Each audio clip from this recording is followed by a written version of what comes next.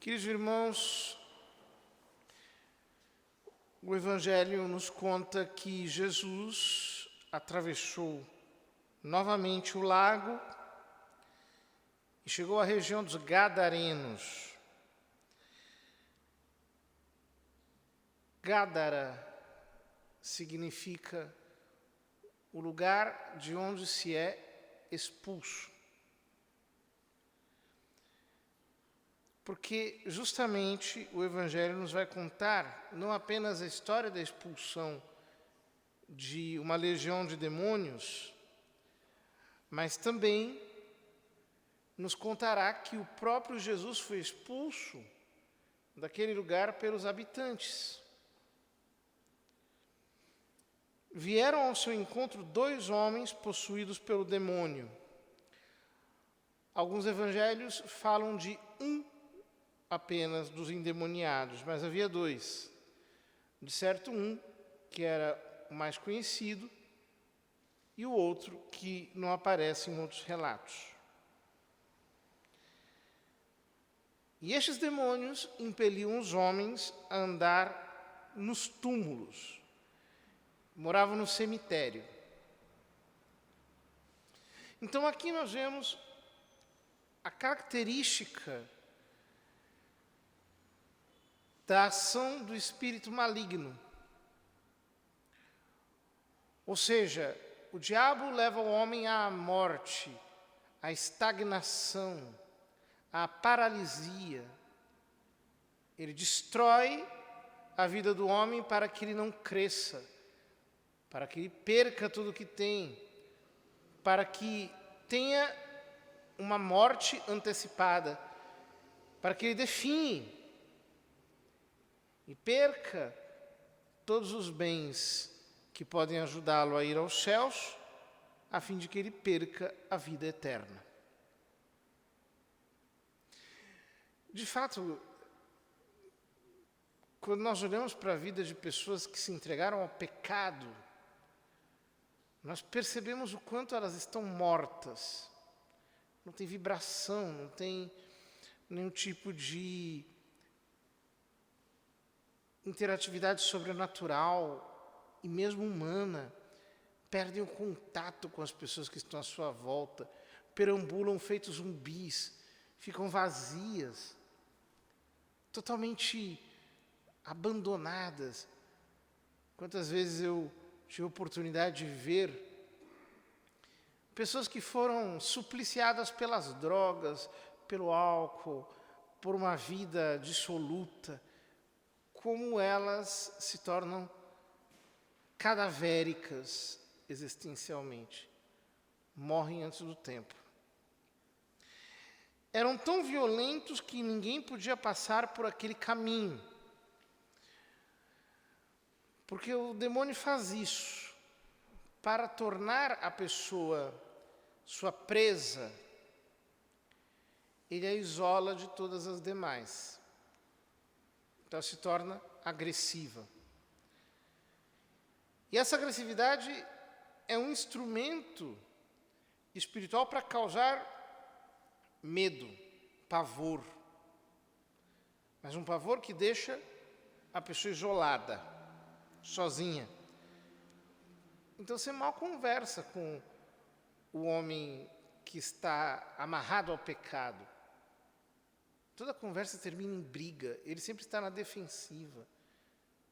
Ele grita com você, ele se tranca na existência, ele se torna alguém ameaçador.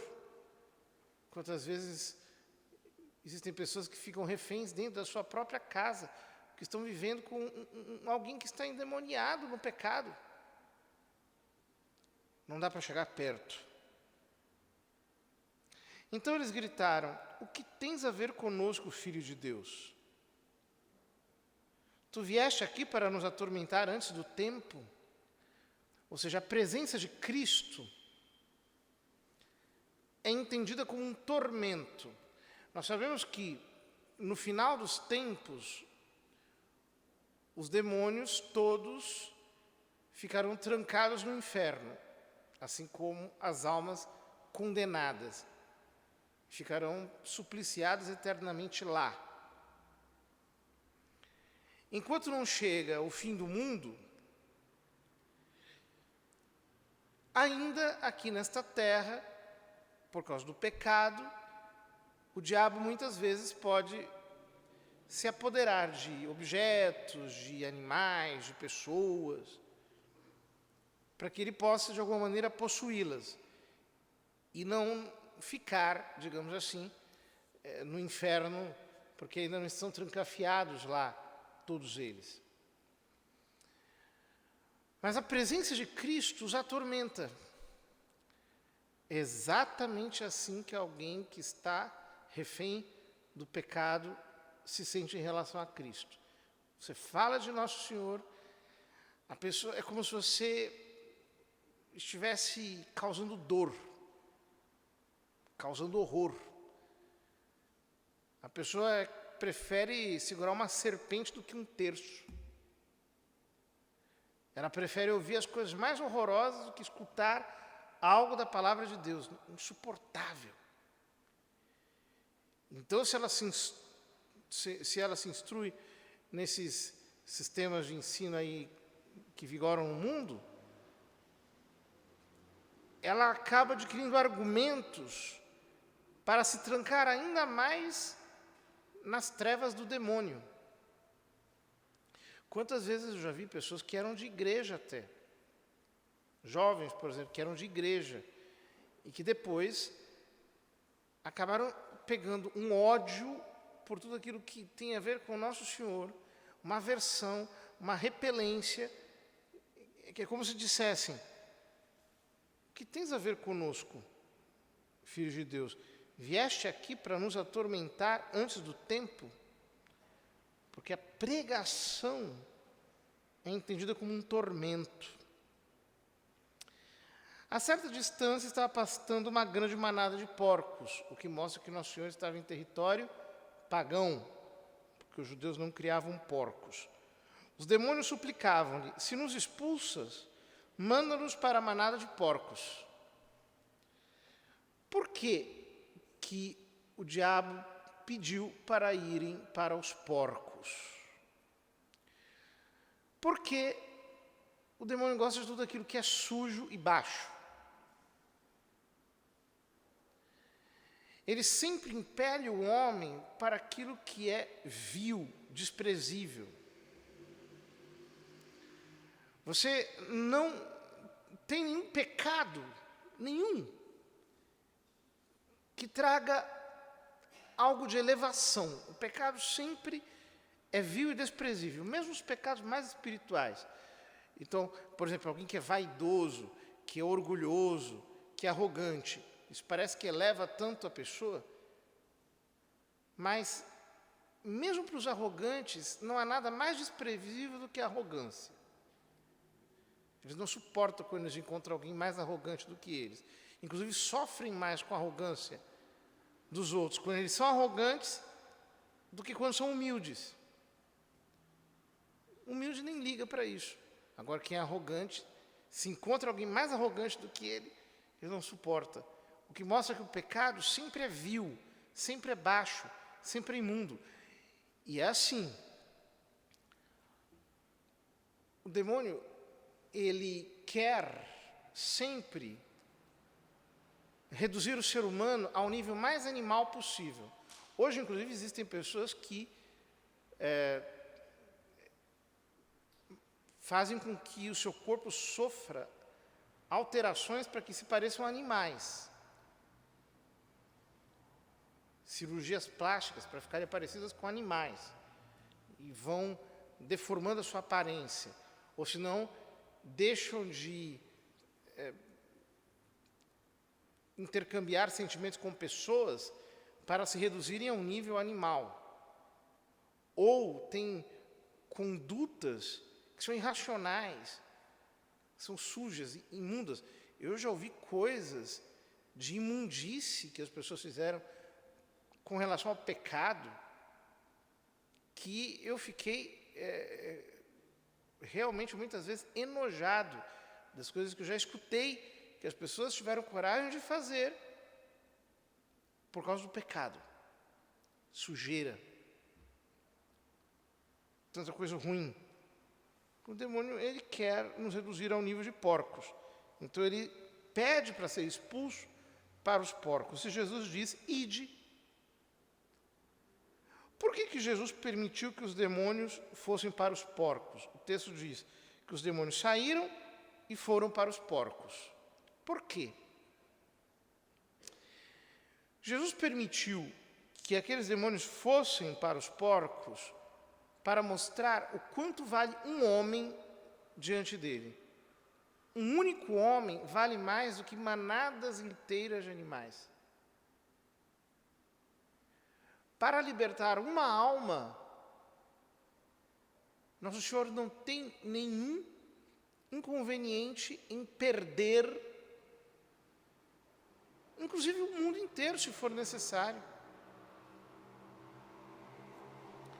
Porque a nossa alma é imortal.